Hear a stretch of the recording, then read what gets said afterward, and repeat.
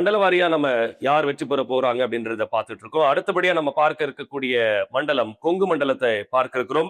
கொங்கு மண்டலத்துல மொத்தம் 29 தொகுதிகள் இருக்கிறது. ஈரோடு மாவட்டத்தில் 8 தொகுதிகள், திருப்பூர் மாவட்டத்தில் 8 தொகுதிகள், கோயம்புத்தூர் மாவட்டத்தில் 10 தொகுதிகள், நீலகிரி மாவட்டத்தில் 3 தொகுதிகள். இந்த இடத்தில் திமுக வசம் இருக்கக்கூடிய தொகுதிகள், அதாவது 2021 சட்டமன்ற தேர்தலில் திமுக வென்ற தொகுதிகள்னு பார்க்கும்போது 9 தொகுதிகள் மட்டும்தான். அதிமுக வசம் இருக்கக்கூடிய தொகுதிகளுடைய எண்ணிக்கை 20 தொகுதிகள் இருக்கிறது. கொங்கு மண்டலத்துல அதிமுகவினுடைய கை கடந்த முறை ஓங்கி இருக்கிறது. இந்த முறை எப்படி இருக்கு அப்படின்றத பார்க்கலாம். கொங்கு மண்டலத்தை பொறுத்தவரை இந்த முறை யாருக்கு வெற்றி வாய்ப்பு இருக்கு சார்? ஏன்னா அதிமுக தான் அந்த இடத்துல கோல வச்சிருக்காங்க. இந்த முறை கோபிச்செட்டிப்பாளையத்துல செங்கோட்டையன் தாவேக்கால இருந்து போட்டியிடுறாரு. அவினாசியில எல்முருகன் போட்டியிடுறாரு. கோவை வடக்கு பானதி சீனிவாசனுக்கு ஒதுக்கப்பட்டிருக்கிறது. கோவை தெற்கு செந்தில் பாலாஜிக்கு ஒதுக்கப்பட்டிருக்கிறது. தொண்டாமுத்தூர் எஸ்பி வேல்மணி, இதுலயும் நிறைய ஸ்டார் கேண்டிடேட்ஸ் இருக்காங்க. ஸ்டார் கேண்டிடேட்ஸ் ஒவ்வொன்றா கேளுங்க சொல்கிறேன். கழிஞ்ச முறை கோயம்புத்தூர் வெற்றி பெற்றது காரணம் லாஸ்ட் மினிட்ஸ் அந்த ஆராசா பேச்சுக்கள், அதை எடப்பாடி தனக்கு சாதகமாக திருப்பினது. 10.5 அங்கே கொங்குல உள்ள வன்னியர்கள் அதிமுகவுக்கு கொடுத்த ஒரு ஆதரவு. தென் கொங்குலையும் வன்னியர்கள் இருக்காங்க. அடுத்த கட்டம் அந்த ஒரு சில திமுகவோட ப்ரொக்ரெசிவ் அவுட்லுக் உள்ள சில பிரச்சாரத்தை, திமுக வந்தால் இப்படி நடந்துரும், இடைநிலை ஜாதிகள் பெண்கள் எல்லாம் அருந்ததியர் இளைஞர்கள் கல்யாணம் பண்ணிட்டு சொத்தெல்லாம் அங்கே போயிருங்கிற மாதிரி அப்படி எதுவுமே 5 வருஷத்துல நடக்கல.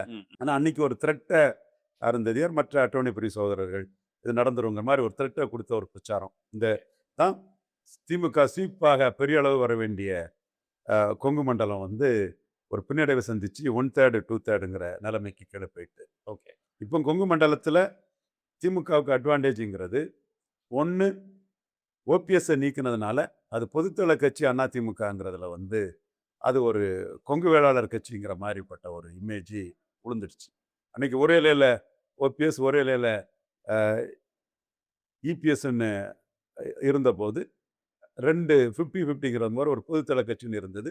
வேலுமணி போன்றவங்க அதை பொதுத்தள கட்சியாக காட்டி திருமணங்கள்லாம் நடத்தி வச்சு 2 வரையும் ஓபிஎஸ்ஸையும் கூப்பிட்டு 50-50ங்கிற ஒரு இதை கொடுத்தாங்க. இப்போ ஓபிஎஸ்ஸை நீக்கினது அந்த பகுதியில் உள்ள முக்குலத்தோர்களுக்கு மட்டுமில்லை, என்டையர் நான் வெள்ளாளர் போன்றவர்கள் மத்தியிலுமே இந்த கட்சியின் தன்மை மாறிட்டு ஒரு தரப்பு இந்த கட்சியை அபகரிச்சிட்டாங்கிற ஒரு எண்ண ஓட்டம் வருது. இது திமுகவுக்கும் லாபத்தை கொடுக்கும், தவேகாவுக்கும் லாபத்தை கொடுக்கும், நாம் தமிழருக்கும் லாபத்தை கொடுக்குங்கிற ஒரு தன்மை அதிமுக இந்த ஒற்றை தலைமையானது அந்த பகுதியில் பலகீனம் அடைகிறது என் கருத்து. நான் ஆதாரம் இல்லாமல் எதுவும் சொல்ல மாட்டேன். ஈரோடு கிழக்கு இடைத்தேர்தலில் ரெட்டலைக்கு பறையர், அருந்ததியர், நாயுடு, கொங்கு, செங்குந்தர் இவங்கள்ட்ட 10 விழுக்காடு ஓட்டு தான் ஆவரேஜ் ஆட்டே கிடைச்சிருக்கும். தேர்தலுக்கு பிறகு ஈரோடு இதை வச்சு நாங்கள் பண்ண சர்வேல நாங்கள் பார்த்தது. அதே வேளையில் வன்னியர்களில் 65%, கொங்கு வேளாளரில் 65% கிடைச்சுங்கிற உண்மையும், அங்கே வன்னியர்கள் கம்மி தான், 2 வார்டில் தான் இருந்தாங்க, கிடைச்சதுங்கிற உண்மையை நாம் வெளிப்படையாக அதை ஏற்றுக்கிட்டு தான் தீரணும். பட் அந்த பின்னடைவு தான் மக்களவை தேர்தலில் அவங்க தோல்விக்கு ஒரு காரணம். இப்போ மக்களவை தேர்தலில் தோத்த என்டிஏயும் இவங்களும் ஒன்றா சேர்றாங்க. இதில் ஓபிஎஸ் என்டிஏல இருந்து திமுக அணிக்கு வந்துட்டாரு. அதிமுக அணியில் இருந்த தேமுதிக அவங்களும் திமுக அணியில் வந்துட்டாங்க. தேமுதிக ஒரு நான் வெள்ளாள கவுண்டர் போலரைசேஷனுக்கு நாயுடு, அருந்ததியர், போயர், ஒட்டர் போன்ற சமூகங்களை திராவிட முன்னேற்ற கழக அணியில் கன்சால்டேட் பண்ணி கொடுக்கக்கூடிய ஒரு சக்தி படைச்ச ஒரு கட்சியாக தான் அங்கே அதை பார்க்குறேன். புரோப்புவரா ஏழை எளிய மக்கள் மத்தியில் விஜயகாந்துக்கு செல்வாக்கு இருந்தது. அடுத்து அந்த பெல்ட்டுக்குள்ளே வரக்கூடிய விஜயும் எம்ஜிஆர் ஜெயலலிதா பேரை சொல்லி செங்கோட்டையனும் அங்கே இருக்கிறாரு. அதிமுகவை பலகீனப்படுத்திட்டு தான் திமுகவை பலகீனப்படுத்தக்கூடிய சூழ்நிலைக்கு வருவார். இது போன்ற அம்சங்கள் கொங்கு மண்டலம் இந்த முறை திமுக சாதகமாக இருக்கக்கூடிய ஒரு சூழல் வரும்னு தான் நான் கருதுறேன். ஓகே, அப்ப கடந்த முறையிலிருந்து ஒரு பெரிய மாற்றம் நிகழ்ந்தது. அந்த மாற்றத்துக்கு காரணத்தை 2024 ஓபிஎஸ், தேமுதிக இவங்களை மையமா வச்சு நான் அதை ஆதாரபூர்வமா சொல்றேன். அது மட்டும் இல்ல, அண்ணாமலை நீக்கப்பட்டது, திரும்ப வந்தது, இதுவும் ஈரோடு கிழக்கு இடைத்தேர்தலில் அண்ணாமலையை நிற்காம போனதும், எடப்பாடி நிற்காம போனதும் ஒரு ஃபைட்ல அவங்களுக்கு ஒரு பின்னடைவு தான். ஸோ கொங்கு மண்டலத்தை பொறுத்த வரைக்கும் அண்ணாமலையோட ஃபேக்டர் ஒரு முக்கியமான ஃபேக்டரா இருக்கா சார்? எஸ், அண்ணாமலை பேட்டர் முக்கியமான ஃபேக்டர் தான். அண்ணாமலையே இருந்தாலும் கூட ஈரோடு கிழக்குல திமுக எதிர்ப்பு லீடர்ஷிப்பை அவர் விட்டுட்டு போயிருக்க கூடாதுங்கிறதும் அண்ணாமலைக்கு ஒரு பலகீனம் தான். விக்கிரவாண்டியில களம் கண்டவர் ஈரோடு கிழக்கை விட்டுட்டு போறது அவருக்கு பலகீனம் தான். சரி, இப்போ நட்சத்திர வேட்பாளர்களா செங்கோட்டையன் வந்து நீங்க சொன்ன மாதிரி இந்த பக்கம் தாவேக்கால செங்கோட்டையன் வந்தது எடப்பாடிக்கு ஒரு பின்னடைவு, விஜய்க்கு ஒரு பிளஸ். அப்போ கோபிச்செட்டிப்பாளையத்துல செங்கோட்டையனுக்கு வாய்ப்பு இருக்கா? அது மும்முனை போட்டி எப்படி இருக்குன்னு பார்ப்போம். செங்கோட்டையன் எனக்கு ரொம்ப நெருக்கமான ஒரு சகோதரர். அந்த மண்டலத்துல செல்வாக்கு உள்ளவரு. எப்படியும் விஜய்க்கு தாக்கம் என்னங்கிறது நமக்கு ஜட்ஜ் பண்ண முடியல. ம். விஜய்க்கு தாக்கம்ங்கிறது மே 4ஆம் தேதி தான் தெரியுங்கிற லெவல்ல தான் இருக்குது. அவருக்கு ம். ஒரு அபிமானம் இருக்குது. ம். அது போலரைசேஷன்ல தாக்க பிடிக்குமா? ம். இப்போ 1 இயர் இது வெள்ளாள கவுண்டர், நான் வெள்ளாள கவுண்டர் போலரைசேஷன் அங்க வரும். ம்.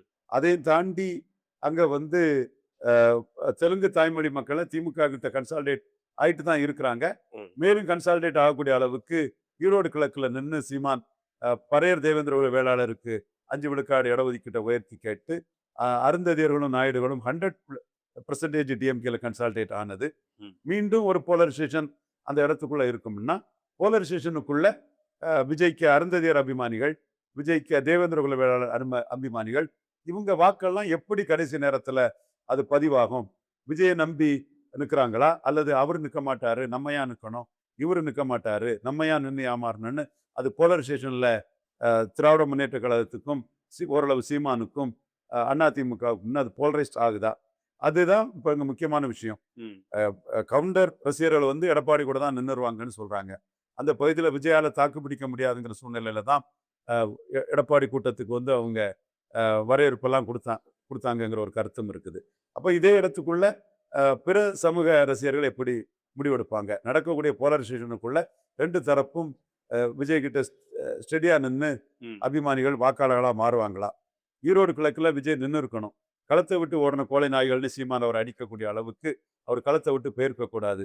களத்தில் நின்று போலரைஸ் பண்ண சீமானுக்கு மீண்டும் அதே போலரைஸ்டு களத்துக்குள்ள கோயம்புத்தூர்ல ஆசாரிமாரோட தொழிலெல்லாம் இங்க நார்த் இந்தியன்கிட்ட போயிட்டு பறைய தேவேந்திர குல வேளாளருக்கு பெரிய பாதிப்பு, பெரியார் மண் அல்ல பெரியாரே மண்ணு, இந்த மாதிரி அவரு பல விஷயங்களை முன்னெடுக்கும் போது அவருக்கு ஒரு வாக்கு வங்கி உயர்வு இருக்கிறதுக்கு வாய்ப்பு இருக்கு. அதுவும் எடப்பாடியை தான் பாதிக்கும். ஸோ இந்த இடத்துக்குள்ள திமுக முன்ன விட பெட்டரா இருக்குது. 2/3 சீட்டுக்கு மேல திராவிட முன்னேற்ற கழக அணி ஜெயிக்கிறதுக்கான வாய்ப்பு இருக்கு. செந்தில் பாலாஜியோட உள்ளாட்சி தேர்தல் ஒர்க்கு, ஈரோடு கிழக்கு ஒர்க் எல்லாம் வந்து திமுக அணிக்கு வந்து கூடுதல் பலம் ஆர்கனைசேஷன் சைடுலன்னு நான் பார்க்கிறேன். அவினாசியில எல்முருகன் நிற்கிறாரு. எல்முருகன் போட வேண்டிய தேவை வந்து எல்முருகனுக்கு ஒரு சேஃப் கான்ஸ்டிடன்சி.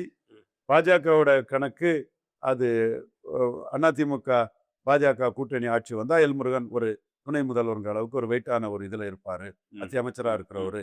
அந்த ஒரு எதிர்பார்ப்புல அது போடப்பட்டிருக்குது. ஆனா எல்முருகனுக்கு கொங்கு வேளாளர் ஓட்டு சோசியோமீட்டர் படி எடப்பாடி முதல்வர்னு வந்தாலும் எல்முருகனுக்கு எப்படி வரப்போகுதுங்கிறத ஒரு சமூக காரணியாக பார்க்கணும். அதே வேளையில ஓட்டிங் பேட்டர்ன்ல அது பலமான தொகுதி. கோவை வடக்கு வானதி சீனிவாசனுக்கு கொடுக்குறாங்க. இந்த மாதிரி இந்த மாற்றம். கோவை வடக்கும் ஓட்டிங் பேட்டர்ன்ல பலமான தொகுதி இருந்தாலும் கூட அண்ணாமலைக்கு விழுந்த வாக்குகள் எப்படி அது டிசிபேட் ஆக போறங்கிறது ஒரு கேள்விக்குறி தான். அண்ணாமலைக்கு விழுந்த வாக்குகள் அப்படியே அதிமுக அணிக்கு விழுன்னு நான் நினைக்கல. தொண்டாமுத்தூர் எஸ்பி வேலுமணி கண்டிப்பா ஜெயிப்பாரு. அவர் மிகப்பெரிய ஆர்கனைசர். அவர் அதுதான் அவர் வந்து ஓபிஎஸ்சியும் இபிஎஸ்சியும் ஒரே ஓபிஎஸ் ஒரே இபிஎஸ்சின்னு போட்டு பொதுத்தள கட்சியா காட்டி அவர் அந்த அரசியல் நுணுக்கங்களை தெரிஞ்சு செயல்படக்கூடியவர்னு சொல்லும்போது அவர் தன்னுடைய திறமையால அவருடைய அரசியல் எதிர்காலம் இதுல பின்னி பிணைஞ்சிருக்கனால எப்படியும் வெற்றி பெறக்கூடிய அளவுக்கு உழைப்பாரு. இண்டிவிஜுவல் கேண்டிடேட் வெயிட்ல அவருக்கு வெற்றி வாய்ப்பு இருக்கு. கோவை தெற்கு செந்தில் பாலாஜி, கரூர்ல இருந்து மாற்றம். செந்தில் பாலாஜிக்கு அரசியல் கணக்குலையும் வெற்றி இருக்குது. அவரோட இண்டிவிஜுவல் கெப்பாசிட்டிலையும் வெற்றி இருக்கு. மொத்தமா கொங்கு மண்டலம் இந்த முறை திமுக அணிக்கு சாதகமான ஒரு ரிசல்ட்டை தான் கொடுக்கும். நன்றி சார்.